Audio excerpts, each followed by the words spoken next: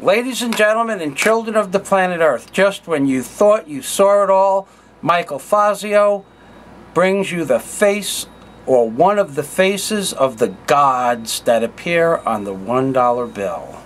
Ladies and gentlemen, notice you are looking at the profile of Tutankhamun. And notice what is behind the profile of Tutankhamun. And notice the bony protrusion at the base of Tutankhamun's chin. And notice the red protrusion at the forehead of Tutankhamun's chin.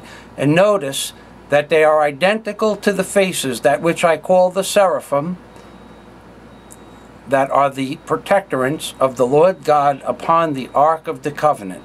Notice, ladies and gentlemen, they are identical in nature because they are one in the same.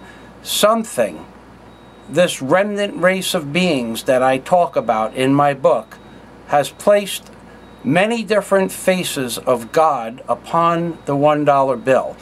And to prove my point, this eye that appears above the top of the Great Pyramid as the apex is the eye of the Lord God looking at mankind through a portal from heaven. And He has in fact placed all of these things upon the $1 bill to prove its own existence. Because, ladies and gentlemen, at some point in time the Lord God knew we would need this information, because we are coming upon a time in history that this information must be brought to the American public and to the world at large. You notice the bony protrusion when I flipped it around the other way.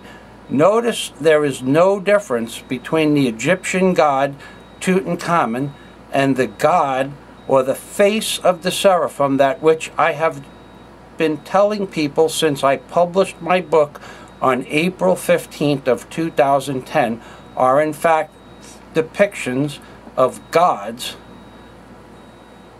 of Egypt.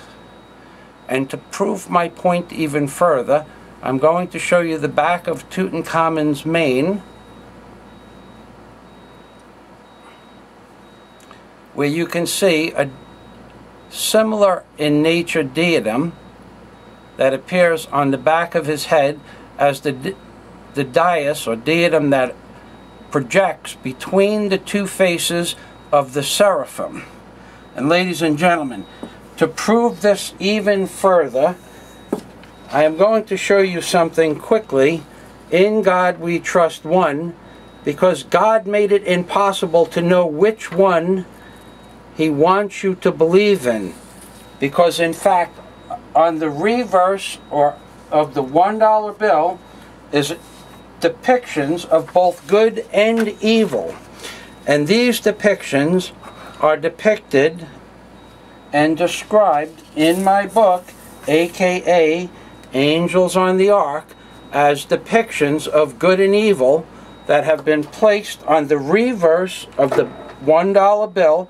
This is the reverse of the $1 bill.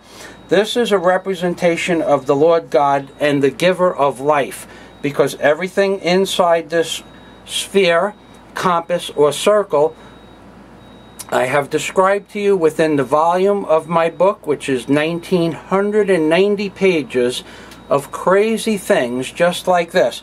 Everything inside what I have coined the God Pod is a representation of, in fact, life. Everything inside the evil seed of death, which I have also coined in my book, Angels on the Ark by Michael Fazio, is a representation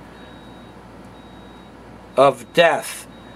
Even the owl is a killing machine. The eagle itself is a killing machine.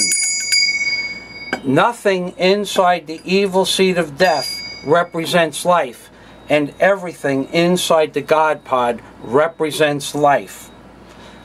They are the opposites, the yin and the yang, the light and the darkness of the universe.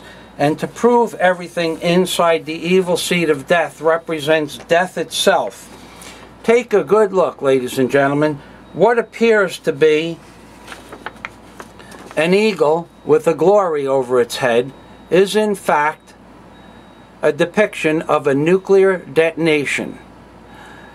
Inside the eagle's sinister claw, you see 13 arrows.